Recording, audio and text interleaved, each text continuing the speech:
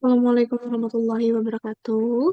Salam jumpa mahasiswa-mahasiswi Universitas Terbuka dimanapun kalian berada.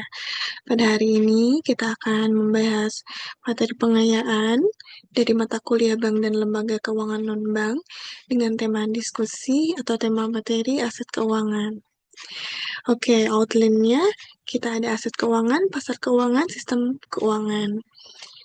eh, Aset keuangan. Nah, di sini kita lihat aset keuangan ini terdiri dari pengertian aset keuangan dan aset berwujud maupun aset digital. Hubungan aset keuangan dan aset berwujud, klaim atas aset keuangan. Yang kedua, jenisnya yaitu ada aset berwujud, aset keuangan, dan aset digital. Yang ketiga, contohnya adalah kas, piutang, saham, dan obligasi.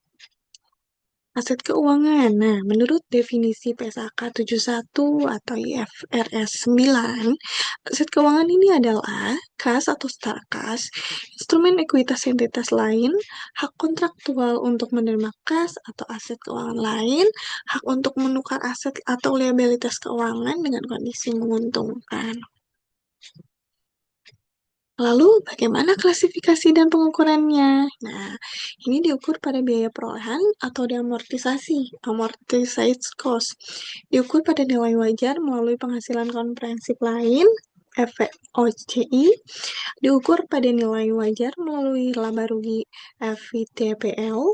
Penurunan nilai expected credit loss atau ECL. 12 months ECL versus lifetime ECL. Penting untuk periode utang kredit, surat berharga, dan lain-lain. Oke, baik untuk contoh aset keuangan di bank dan LNKB. Pertama nih, di perbankan ada kredit atau pembiayaan, surat berharga, SBN, SBSN, penempatan antar bank. Lalu di LKNB, asuransi, dana pensiun, perusahaan pembiayaan. Ada investasi pada obligasi atau SDO, piutang pembiayaan konsumen, reksadana atau unit penyertaan, instrumen pasar uang, SBI, SRBI, deposito commercial paper. Nah, menurut kalian, apa aset keuangan itu penting? Nah, nanti silahkan berikan pendapat kalian ya. Nah, yang kedua bahasannya yaitu tentang pasar keuangan. Nah, pasar keuangan itu pasar tempat surplus bertemu defisit dana atau bertemunya pembeli dan penjual. Apa perannya? Yaitu alokasi dana, likuiditas, manajemen risiko. Globalisasi pasar keuangan mempengaruhi perekonomian Indonesia. Apa sih fungsinya? Yaitu pertama, alokasi sumber dana dari unit surplus ke unit defisit. Lalu ada price discovery dan likuiditas. Lalu ada manajemen risiko atau hedging melalui derivatif dan mendukung transmisi kebijakan moneter. Oke, baik. Kita lihat di sini ada sistem keuangan. Terdiri dari lembaga, pasar, instrumen, dan mekanisme alokasi dana. Lalu fungsinya kita lihat distribusi dana, stabilitas, transmisi, dan kebijakan. Lalu ada komponen utama BI, OJK, Kemenku, dan LPS. Ini hanya contoh ya untuk studi kasus ada QRIS dan BIPA sebagai aset infrastruktur SP. Latar belakangnya itu digitalisasi pembayaran, memperluas akses dan efisiensi. Ini kalian boleh juga nanti baca-baca juga terkait tentang QRIS.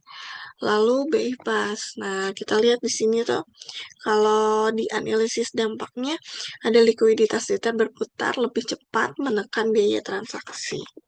Meningkatkan inklusi keuangan, merchant kecil menerima pembayaran digital, dan memperkuat transmisi moneter dan data ekonomi digital. Apakah peningkatan pembayaran digital mengubah preferensi memegang kas versus aset keuangan lainnya?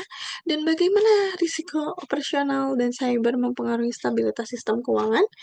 Apa implikasi QRIS antar negara terhadap arus kas atau arus falas retail? Silahkan nanti teman-teman boleh berdiskusi di forum diskusi. Oke, ini referensinya. Baik, teman-teman, terima kasih untuk materi hari ini. Alhamdulillah, sudah selesai. Jika ada yang ingin ditanyakan, mari kita lanjutkan di forum diskusi. Terima kasih. Wassalamualaikum warahmatullahi wabarakatuh.